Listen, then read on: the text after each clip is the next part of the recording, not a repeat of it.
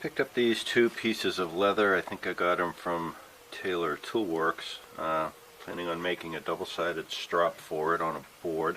And I have this piece of what appears to be mahogany. It's about the right size. Seems pretty flat. And I think the goal will be I'll put one with the smooth side out, probably right on the edge of the wood. And on the other side there'll be one with the rough side.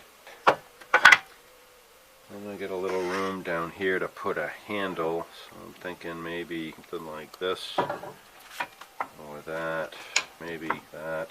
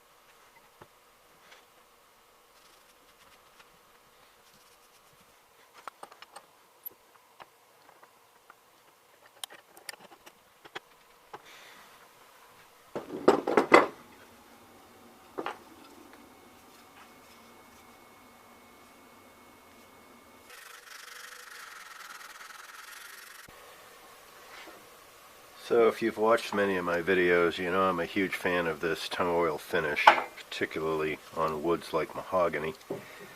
However, I have literally a couple gallons of this stuff. I'm not quite sure how I got it all. I do remember I bought this one many years ago. And I'm going to try that. I got a little bit in the container here.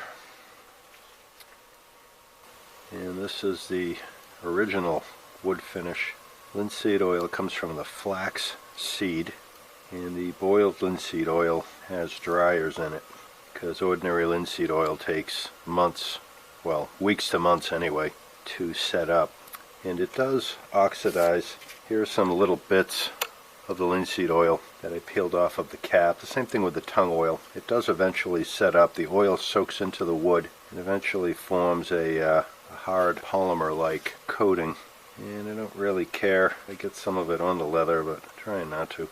And the application's pretty straightforward. You put plenty on, give it 10-15 minutes or so to soak in. Whatever hasn't soaked in by that point, you wipe off.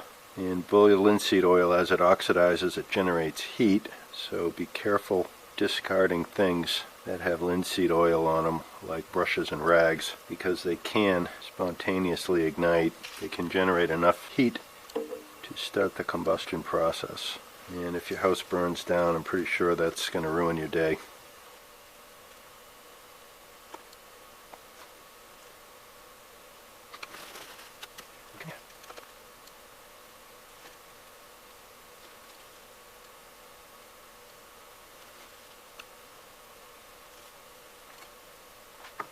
Okay, give that a few minutes to set, wipe off the excess, and give it overnight to dry. And a rag like this, it's got a little thinner on it, and boiled linseed oil, I'm just going to leave this open and set it aside till it dries out a fair amount before I throw it away.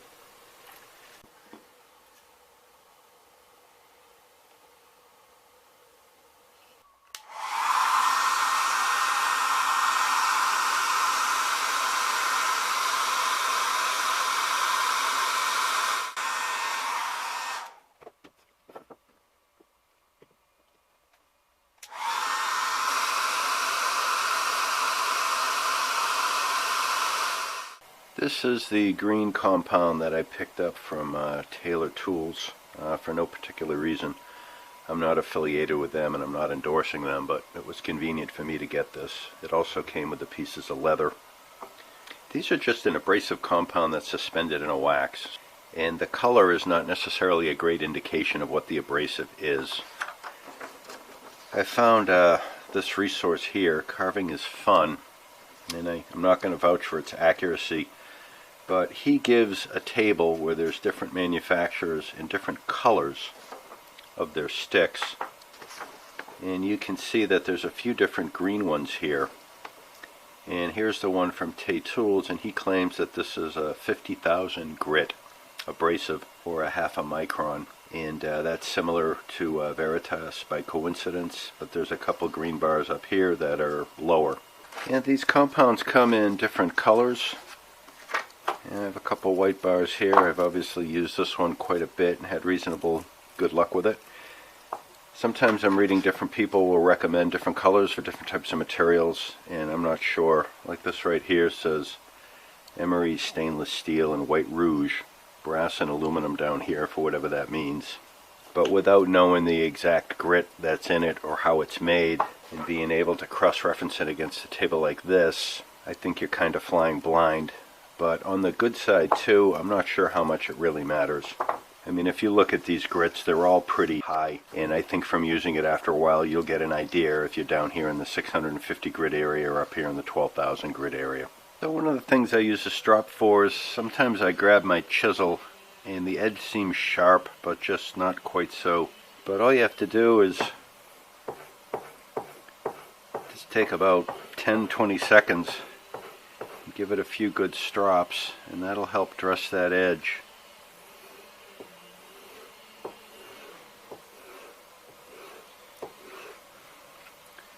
A little bit better.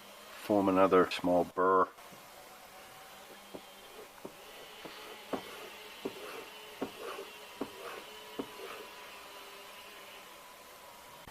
What stropping does is polish, not so much sharpen. Here's an old bronze nut with some tarnish on it. And you just rub it and you can see how that's taken on a shine. And when I'm sharpening my kitchen knives, the last thing I do is strop them. Sometimes I'll even strop a utility knife to just dress the edge a little more. And when I'm hand planing, a lot of times if the iron comes a little bit off of razor sharp, you can bring it back just a few passes on the strop. If you have something that's really sharp, you can get it to razor sharp with a strop. And razor sharp, by the way, is as sharp as steel can get. Well, I've used this puppy a few times so far, and I have to say I'm pretty pleased with it. I realize it's not the most awe-inspiring project in the world, but for the amount of effort you put into it, you end up with a pretty useful tool, so I recommend you make one. Stay tuned for future videos where you're going to see me using this guy. And please like, subscribe, let me know what you think, leave a comment. I love to read them, and I look forward to catching you guys on the next one.